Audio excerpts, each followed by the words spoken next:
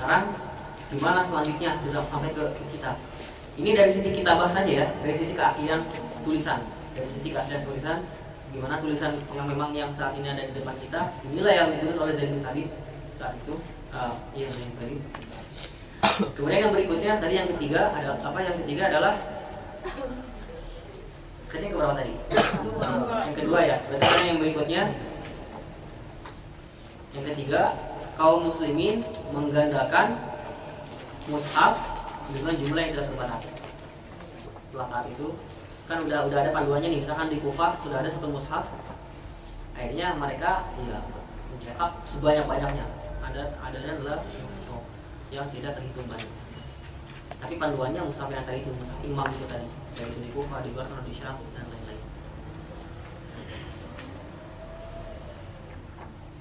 Itu yang ketiga. Nah sekarang gimana sampai ke sini? Akhirnya tidak sampai di sana. Tadi sudah dijelaskan secara singkat. Para ulama saat itu ketika Al-Quran walaupun sudah digandakan, mereka terlalu khawatir. Gimana kalau seandainya suatu saat nanti Islam misalkan kembali diserang, Islam diserang, kemudian Musa dibakar, dimusnahkan, khawatir kan, lenyap kalau ada di muka bumi. Akhirnya mereka para ulama yang ahli di bidangnya menulis kitab-kitab yang berkaitan tentang Rasmul Masahif Al-Quraniyah. Ketika ada satu kalimat di mana dalam kalimat itu tidak ada alifnya, kumpulkan. Mana kalimatnya mana aja. Mana yang tidak ada wawunya dikumpulkan. Maksudnya sesuai dengan imla gitu ya. Kayak contoh misalkan tadi itu Maliki, kemudian Nasta'in, Al-Alamin, Al-Alamin, kemudian Innama, misalkan kan Rahmatu atau Rahmah, kumpulkan semua. Ya pokoknya yang beda lah, yang beda dengan imla gitu. Kan kalau ketika kita bilang wa rahmatu rabbika, tulisnya gimana? Rahmatu tamarbutu apa atau tamaktuha? Nah kan tidak tamarbutu. Tidak semua tamarbutu, tapi ada beberapa tamaktuha. Contoh kayak imra'atu, imron. Satu kunci. Ketika kalimat imra'atu disantikan dengan nama suaminya, itu pasti tamaktuha. Imra'atu Yusuf, ada enggak? Ada Indonesia. Imra'atu Imron, Imra'atu Fir'aun, Imra'atu Lut. Lihat, silakan. Semua pakai tamaktuha. Itu yang berikutnya. Sampai ke hadapan kita. Nah, sekarang itu sudah secara keaslian tulisan.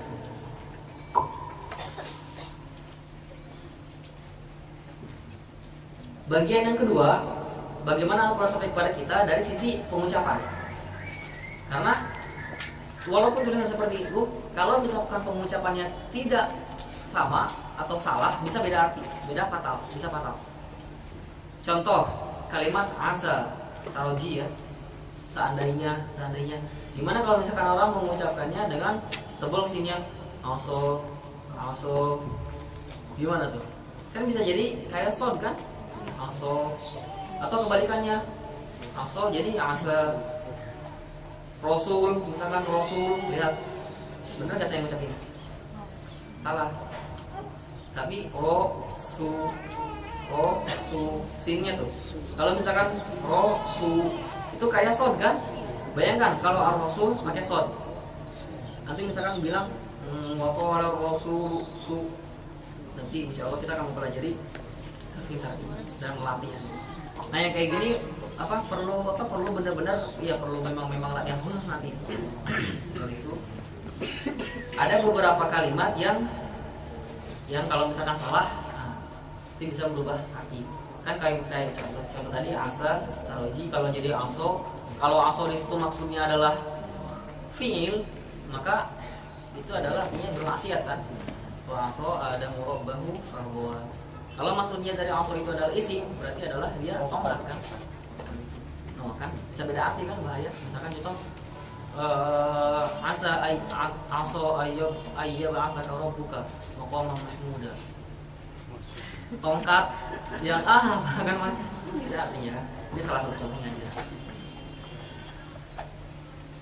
Ada ini nggak apa colokan ini laptop mati baterainya habis lah.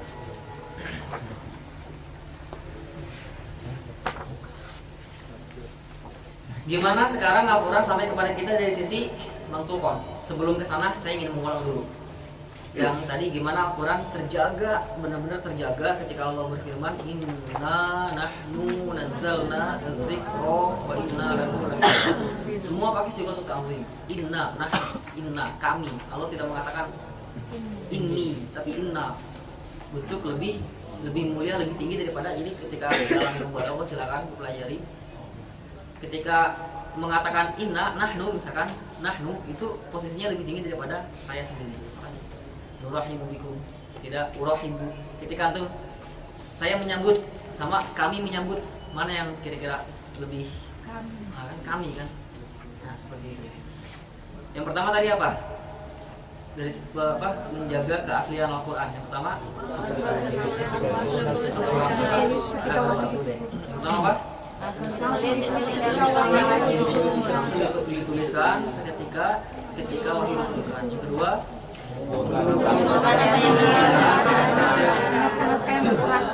yang ketiga empat ada ismu rasmu al-masahih bukan ditulis buku menciptakan bukan menciptakan ya menciptakanlah tapi di sini ciptakan ketika dinisbahkan kepada manusia sifatnya nisbi ya bukan mutlak karena pencipta itu adalah Allah maksudnya mengadakan sesuatu yang sebelumnya belum ada tapi kalau dalam kondisi manusia ini adalah sifatnya nisbi menciptakan ilmu yang mempelajari tentang tulisan Al-Quran.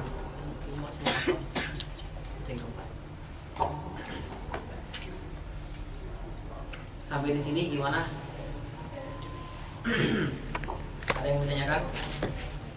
Sebelum lanjut, jadi untuk pembahasan kita bab ini sudah cukup karena tadi matan sudah selesai kan dan insya Allah untuk yang bab yang ada di kitab ini insya Allah itu akan dikaji bersama para mentor atau bisa kaji di rumah insya Allah itu bahasanya mudah.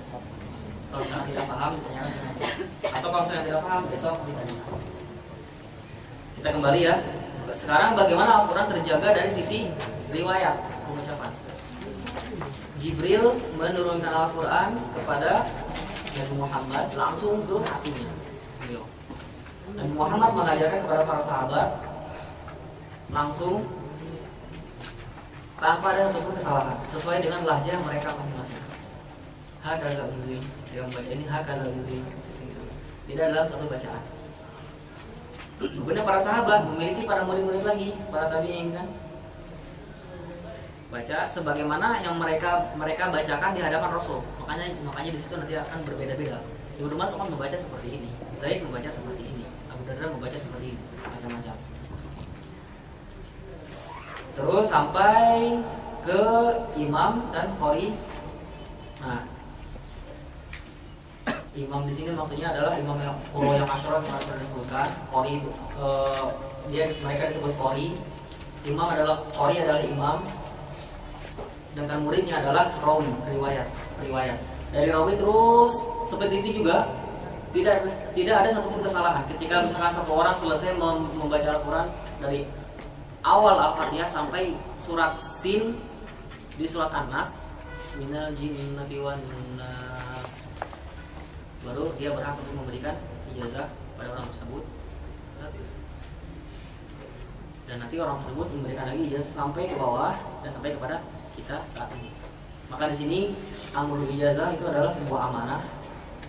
Saya pernah mendengar katanya ada artinya ijazatul mahabbah. Karena dia suka, karena orang syaitan suka sama orang tersebut, dia kasih ijazah. Karena dia suka ada. Karena dia bayar dengan jumlah yang sekian kasih. Dan seperti itu. Itu kalau misalnya saya pribadi sebagaimana pandangan dulu anak juga itu adalah sebuah bala bencana Kalau udah seperti itu, Quran selesai membaca Al-Quran, membaca bukan menghafal, membaca Al-Quran, walaupun masih banyak bacaan yang aib di dalamnya, bayar sekian, kasih. Biasa. Misalkan ada 100 orang dalam satu makroah, selesai membaca Al-Quran semua, nggak tahu lagi mana nihilnya, dapat semuanya. Bayangkan coba, ketika mereka nanti pulang ke daerahnya masing-masing, mereka kan mengajarkan kan? Kalau misalkan bacaannya itu memang benar, ya menurut orang yang sudah memiliki sanad tidak masalah. Tapi gimana kalau misalkan ada kesalahan yang tidak terkoreksi atau bisa jadi lupa yang lewat lah dari syekhnya yang tasahul tersebut, maksudnya yang mudah tersebut. Ketika dia ngajarkan nanti kan dia punya murid lagi terus. Ketika benar, walillahilham. Ketika salah, apa yang diajarkan tanggung jawabnya gimana? Dan di sini ijazah ini kalau kata Dr. Aiman Rusdi Suwaid, ketua persatuan Al-Majlisil Alami bil Qur'anil Karim, apa istilahnya lupa namanya. Seorang muhakkik juga beliau. Ijazah itu adalah tiga sebutan. Yang pertama untuk Al-Quran. Jadi kalau selain Al-Quran itu namanya jangan ijazah. Ini menurut beliau ya. Kemudian yang kedua, hifzi bil hifzi. Seseorang kalau misalnya sudah membaca Al-Quran sudah dihafal apa dibaca? Dihafal, berhak. Dibaca tidak. Yang ketiga, kamilan dari awal sampai akhir. Jadi kalau misalkan dia cuma membaca dari juz 1 sampai juz 10, si syekh tersebut mengatakan ajaztu ambulan khatmatul Quran al-Karim. Pada benar khatmatul Quran gitu. Tapi kan maksudnya Quran di situ tuh harus dari awal sampai akhir, sedangkan dia baru misalkan tidak sampai akhir, itu sebenarnya tidak sah.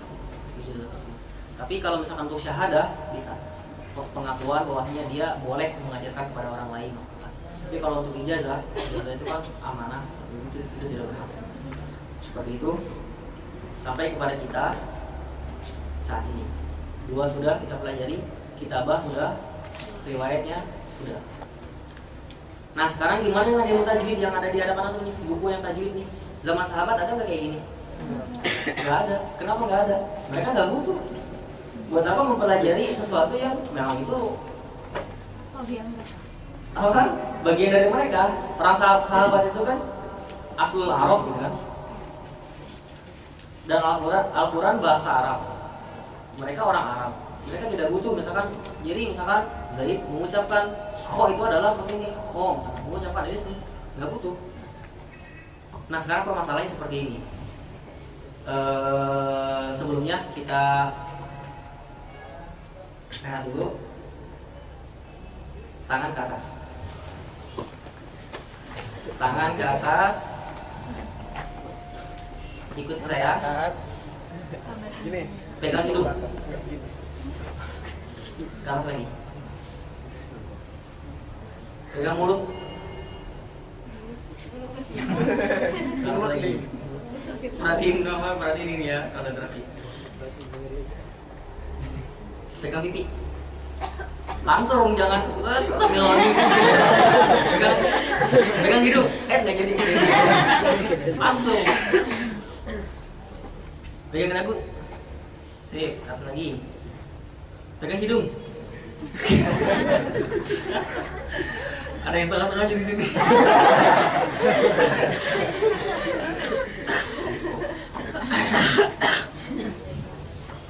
Konsentrasi ya, tetap konsentrasi ya. Kalau seandainya pada zaman sahabat, pada zaman Nabi ada kamera kayak gini, Rasul membacakan Al-Quran di kamera kayak gini, nggak butuh lagi ada. Cuma masalahnya zaman Rasulullah nggak ada kamera. Nah, gimana sekarang sahabat, kemudian diikuti setelahnya tabiin sampai sekarang, supaya Rasul ini bisa menggambarkan sesuatu dengan sejelas-jelasnya dalam bentuk tulisan. Gimana caranya? Maka muncullah yang disebut dengan ilmu ad-dirayah. nun ketemu fa, misalkan